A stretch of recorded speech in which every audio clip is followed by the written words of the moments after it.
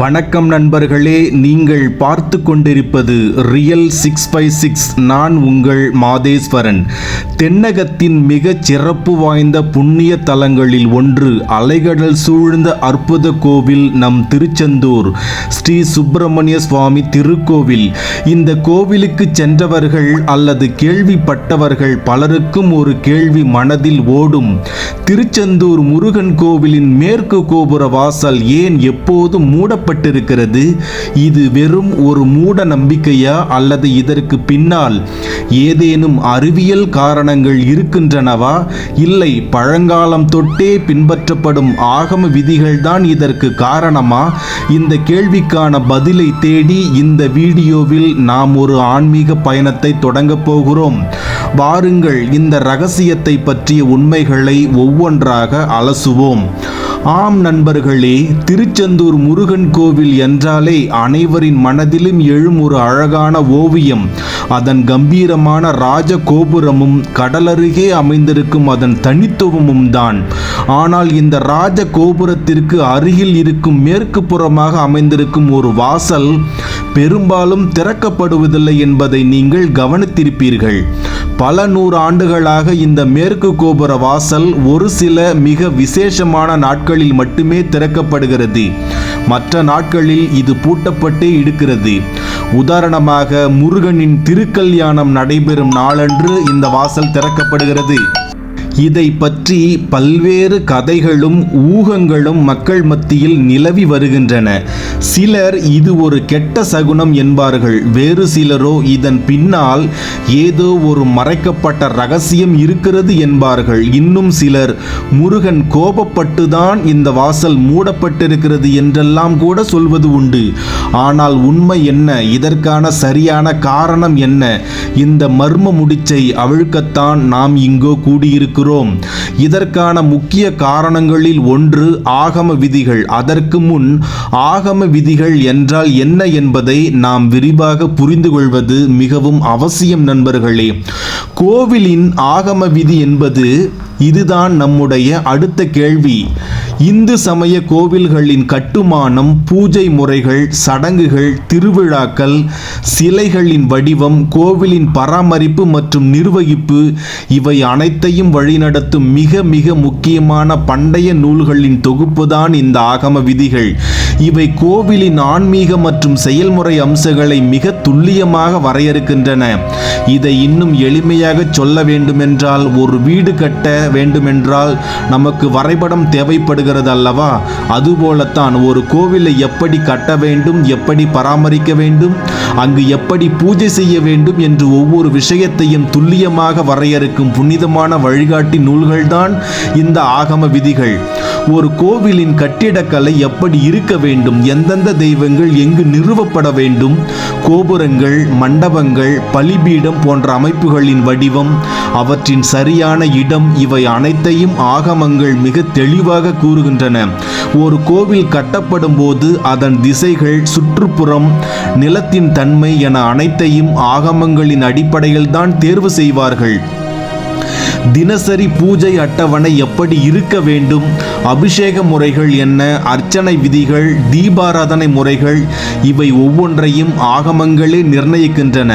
உதாரணமாக, எந்தெந்த பொருட்களை அபிஷேகத்திற்கு பயன்படுத்தலாம், எந்தெந்த மந்திரங்களை சொல்ல வேண்டும், எத்தனை முறை தீபாராதனை காட்ட வேண்டும் என்பவை அனைத்தும் ஆகம விதிகள் படிதான் நடைபெறும்.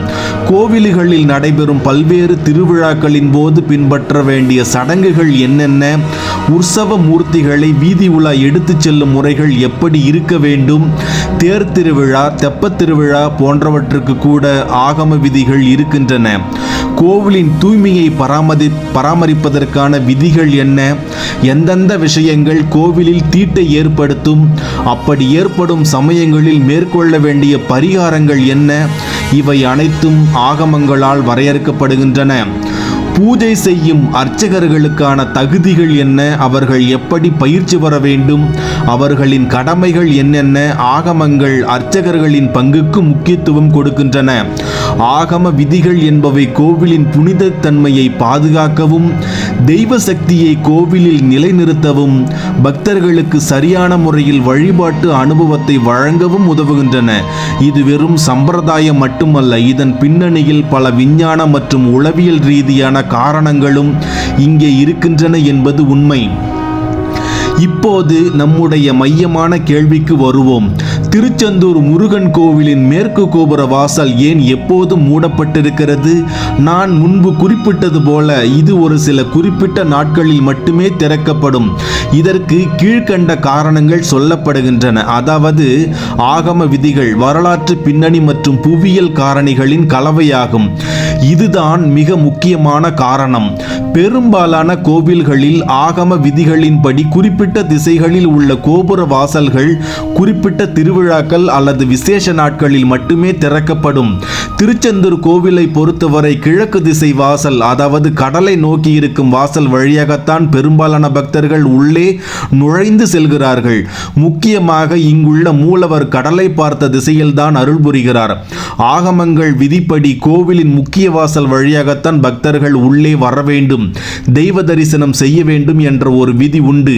மற்ற வாசல்கள் குறிப்பிட்ட சடங்குகளுக்காகவோ அல்லது மிகவும் விசேஷமான நாட்களில் மட்டுமே பயன்படுத்தப்படும். இது கோவிலின் புனித தன்மையை பாதுகாக்கவும் குறிப்பிட்ட சடங்குகளை பின்பற்றுவதற்காகவும் மிக முக்கியமாக கருதப்படுகிறது. இது ஒரு மிக சிறப்பான புவியியல் ரீதியான காரணம், அதாவது கடல் காற்று மற்றும் உப்பின் தாக்கம். திருச்செந்தூர் கோவில் கடலுக்கு மிக மிக அருகில் அமைந்துள்ளது. மேற்கு கோபுர வாசல் நிரந்தரமாக திறந்திருந்தால் என்ன ஆகும் தெரியுமா? கடல் காற்று, அதாவது உப்பு காற்று கோவிலின் உட்புறம் முழுவதையும் நேரடியாக தாக்கும்.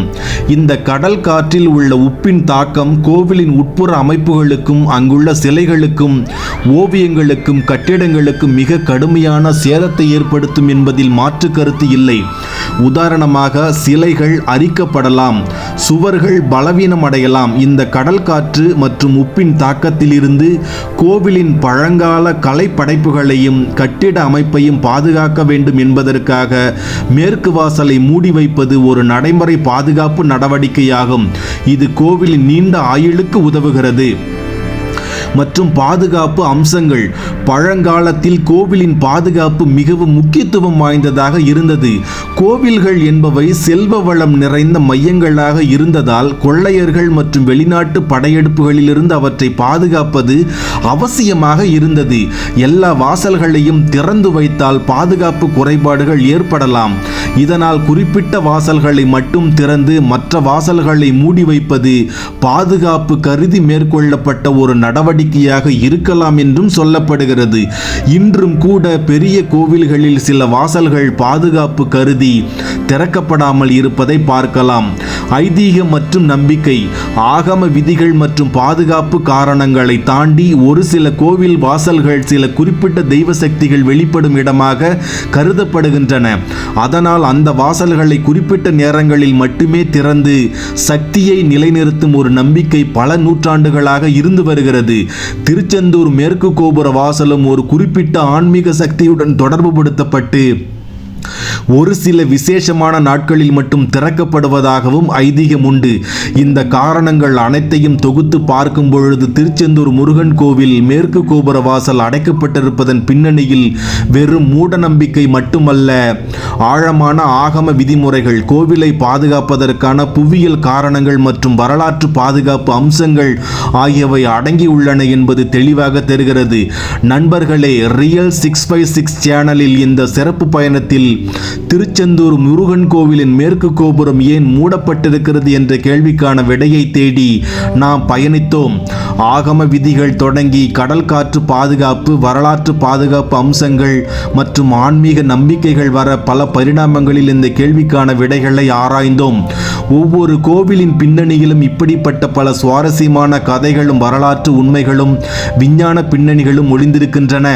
ஆன்மீகத்தை புரிந்து கொள்வது என்பது வெறும் சடங்குகளை பின்பற்றுவது மட்டுமல்ல, அதற்கு பின்னால் உள்ள அறிவியலையும் தத்துவத்தையும் வரலாற்று பின்னணியையும் அறிந்து கொள்வதும் தான். திருச்செந்தூர் முருகன் கோவில் மேற்கு கோபுர வாசல் திறக்கப்படாமல் இருப்பதன் பின்னணியில் நம் முன்னோர்களின் தொலைநோக்கு பார்வையும் கோவிலை பாதுகாப்பதற்கான அவர்களின் ஞானமும் ஆகமங்களின் ஆழமான புரிதலும் ஒளிந்திருப்பதை நாம் இந்த பயணத்தின் மூலம் புரிந்து கொண்டோம். இது வெறும் ஒரு வாசல் மட்டுமல்ல, பல நூற்றாண்டுகளின் ஞானத்தையும் நம்பிக்கையும் வரலாற்றையும் உள்ளடக்கிய ஒரு மௌன சாட்சி. இந்த வீடியோ உங்களுக்கு பயனுள்ளதாகவும் சுவாரஸ்யமாகவும் இருந்திருக்கும் என்று நம்புகிறேன். உங்கள் ரியல் 656 சேனலில் இது போன்ற பல சுவாரஸ்யமான தகவல்களுடன் மீண்டும் சந்திப்போம். இந்த வீடியோ பற்றிய கருத்துக்களை மறக்காமல் கமெண்ட் செக்ஷனில் பதிவிடுங்கள். வீடியோ பிடித்திருந்தால் லைக் போட்டு உங்கள் நண்பர்களுடன் பகிருங்கள். மேலும் இது போன்ற ஆன்மீகம், வரலாறு, புதிர்கள் குறித்த தகவல்களை தெரிந்து கொள்ள ரியல் 65 சேனலை சப்ஸ்கிரைப் செய்து அந்த பெல் ஐக்கானையும் அழுத்தி விடுங்கள். 37 ஆண்டுகளுக்கு பிறகு 2025ஆம் ஆண்டு இந்த மேற்கு கோபுர வாசல் திறக்கப்பட்டது நண்பர்களே. ஆம், 12 ஆண்டுகளுக்கு பிறகு இந்த கோவிலில் மகா கும்பாபிஷேகம் நடைபெற்றது. இதனால் இந்த கோவிலின் வாசல் திறக்கப்பட்டது. ஆகவே பல்லாயிரக்கணக்கான மக்கள் இங்கு குவிழ்ந்து முருகனின் அருளை பெற காலை முதலே காத்திருந்தனர். இந்த அபூர்வ காட்சி இதோ உங்களுக்காக காணுங்கள். இந்த கும்பாபிஷேகத்தை ஒட்டி பாதுகாப்பு பணியில் கிட்டத்தட்ட 60,000 காவல்துறையினர் நியமிக்கப்பட்டனர். பக்தர்கள் வசதிக்காக திருச்செந்தூருக்கு சிறப்பு பேருந்து வசதிகளையும் ஏற்பாடு செய்திருந்தது நம்முடைய தமிழ்நாடு அரசு. பதிவு நிச்சயம் உங்களுக்கு பிடித்திருக்கும். நன்றி கலந்த வணக்கத்துடன் மாதேஸ்வரன்.